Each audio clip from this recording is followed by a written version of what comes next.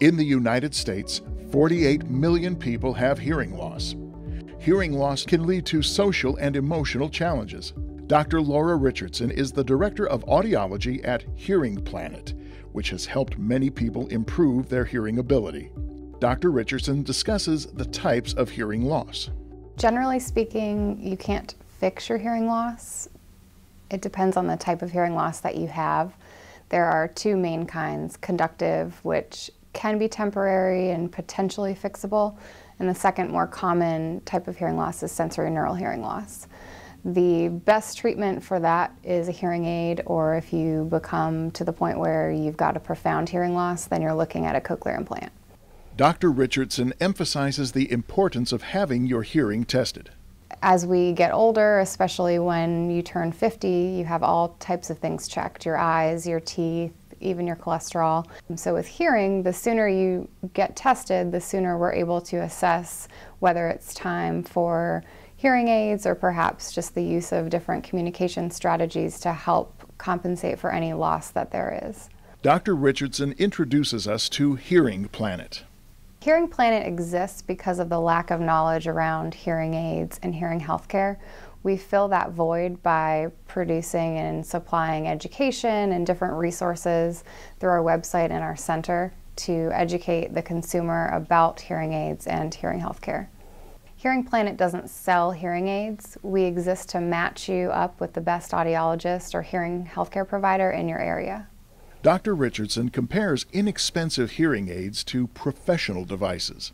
The more inexpensive ones tend to be a one-size-fits-all, and they're actually not classified by the FDA as a medical device. So you're getting something that you don't really know the volume that's coming out of the hearing aid, and you're not really sure if it's matching the needs that you have.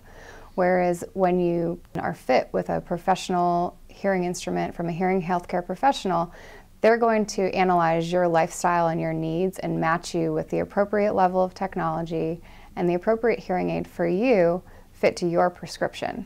Technology has made hearing aids better than ever. There are very, very small hearing aids available. There are rechargeable hearing aids available.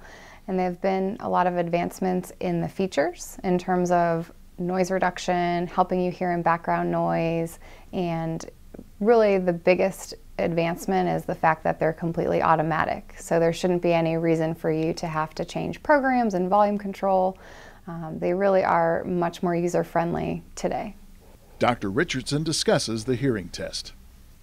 If you think you need a hearing aid when you show up at the audiologist's office, they'll ask you some questions and conduct a hearing test where you will press a button or raise your hand when you hear tones. They'll ask you to repeat some words, which is a very important part of the hearing test. And then they'll sit down with you and really talk to you about your lifestyle, your work life, where you're struggling, and then introduce different types of hearing aids that might be best for you. When you fit someone with hearing aids for the first time, you get many different reactions. Some people are very excited, and others, it takes a little bit more time and fine-tuning adjustments, but at the end of that, it's always worth it. And I hear all the time, I wish I had done something sooner. The average person waits 7 years from the time they first start to notice there might be a hearing problem to the day that they go in for a hearing test. You know, if you waited 7 years to treat a cavity, you'd be in really rough shape. And so I wish that people would take that step and that initiative to get their hearing tested sooner, because the sooner you treat that hearing loss, the much more successful you'll be with hearing aids down the road.